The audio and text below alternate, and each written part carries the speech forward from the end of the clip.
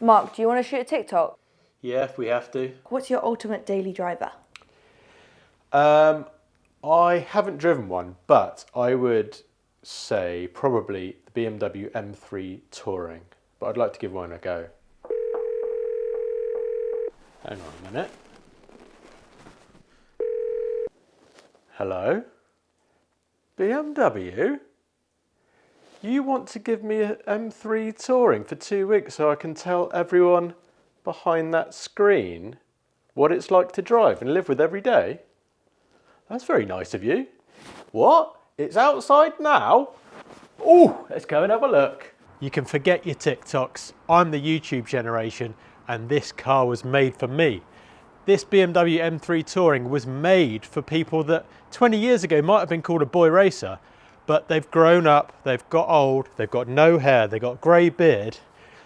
They might have a dog, they might have a kid, they might go to the tip on the weekend, but they still want to drive like an M car fanboy. Let's jump in, see what it's like. Right, let's go for a little drive.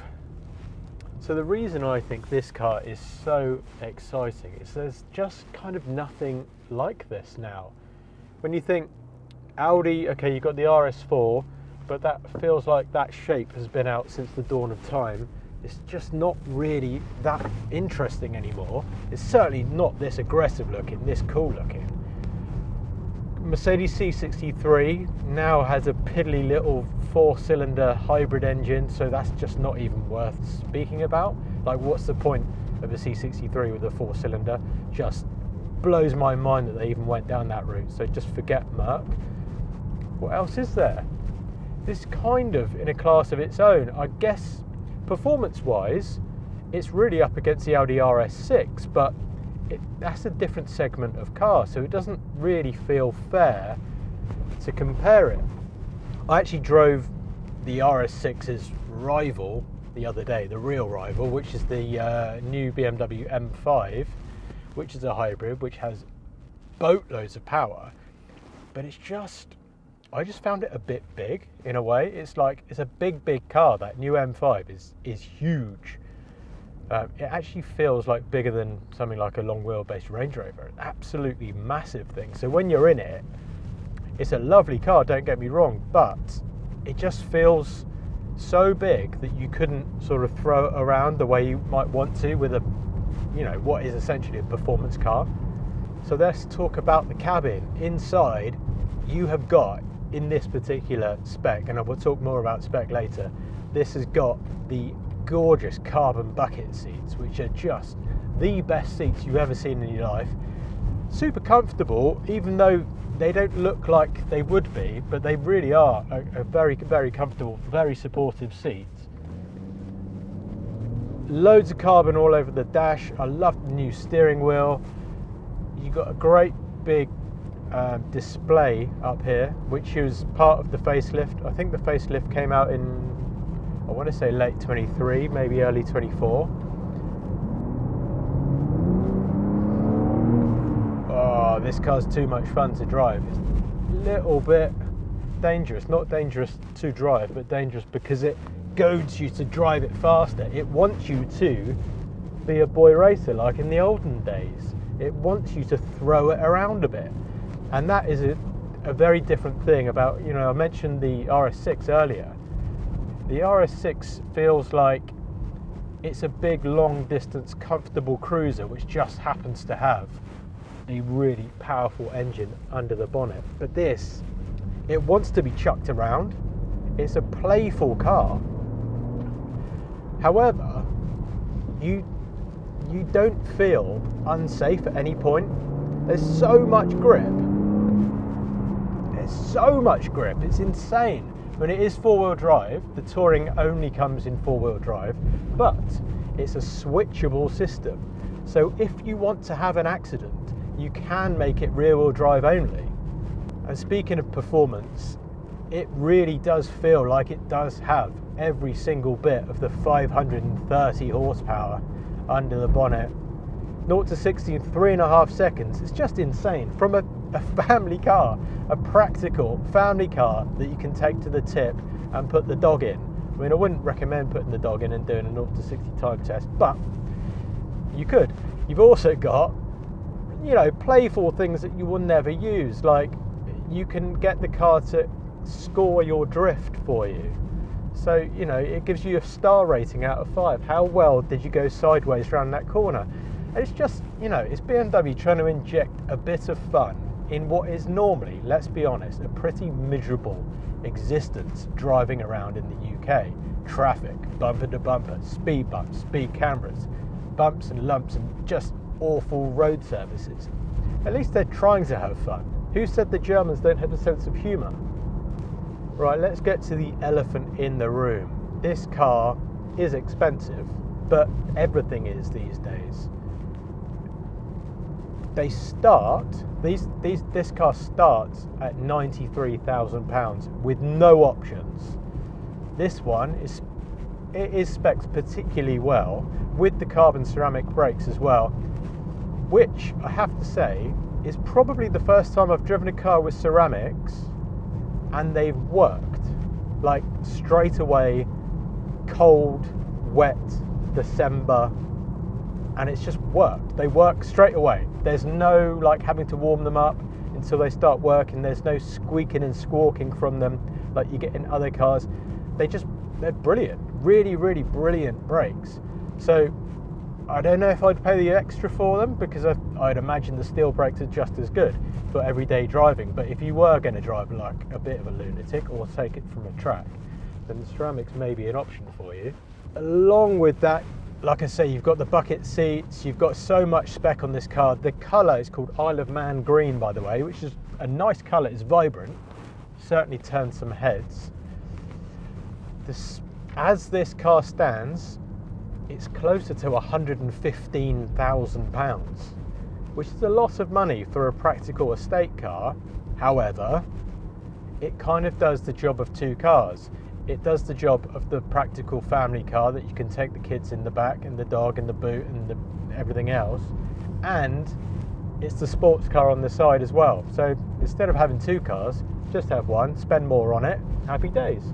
I've actually been living with this car for a little while. I've got it for 2 weeks on test, if you like, and it's really is as good as you think it might be, because it just kind of does everything. The ride is really, really comfortable. There are different settings that you can go through. Of course, it's a BMW. There's loads and loads of configurability on this car. The way it drives, the engine, the gearbox, the brakes, the chassis, everything.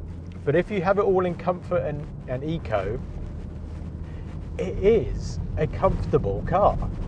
I know it doesn't look it going over those bumps, but that is, you know, that's just the road surface in England. The performance on tap is just staggering. Like at any point, there's so much torque. It's really, really good. I mean, also it's 2025, and the annoying things that you get in cars now to tell you you've gone 1 mile an hour over the speed limit. In this car, of course, it has it because it's the law to have it, but it's not too intrusive. It just sort of quietly bongs a little bit, boom, boom, and then it goes away. So you can kind of ignore it if you like. Not that you should. So inside the cabin, it feels like a super premium product. So it kind of explains the price of it.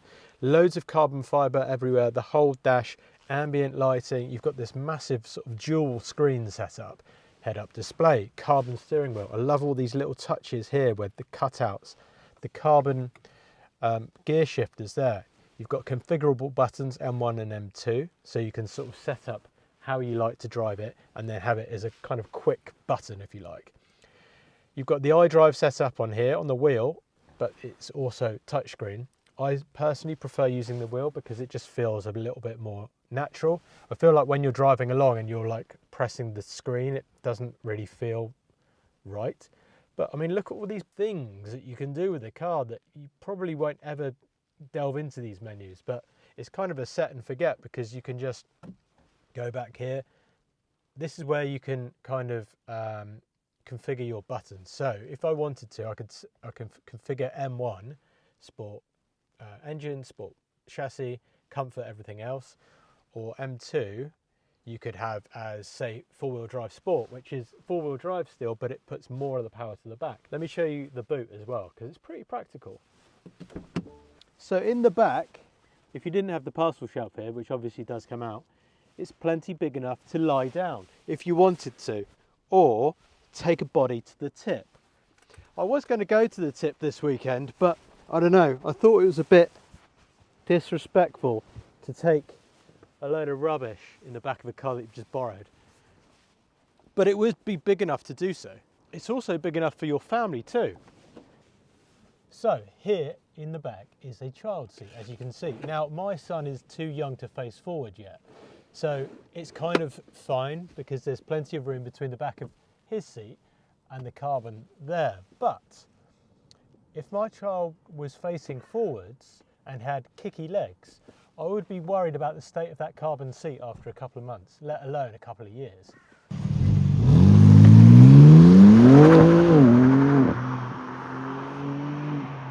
It makes a great noise as well, actually. It's obviously a straight six BMW's signature dish, and it does sound really nice. It's a very unique sound that's in the M3, M4, and since this new engine, well, it's not new anymore, but since this engine came out, it's been quite a unique straight six sound. But it's got a nice little, I don't know if you can hear it. Oh, I can't do it there because there's a speed bump. But when it changes up, it's got a nice little kind of noise. I mean, if it was in a Volkswagen, we'd be calling it a DSG fart, but that's the kind of noise that it makes. It sounds good, even just tickling along at slow speeds. Above all, for the first time in absolutely ages, and I mean years, I'm driving a car that is truly exciting to drive, it's fun to drive, and it kind of does everything that you want a car to do really, really well. This is the first car I've driven for a very long time that I would actually like to own. So there we go. That is the end of my time with the BMW M3 Touring. I think this is the perfect performance daily driver. What do you think? What would you have instead? Let us know in the comments. Like and subscribe for more videos coming very soon.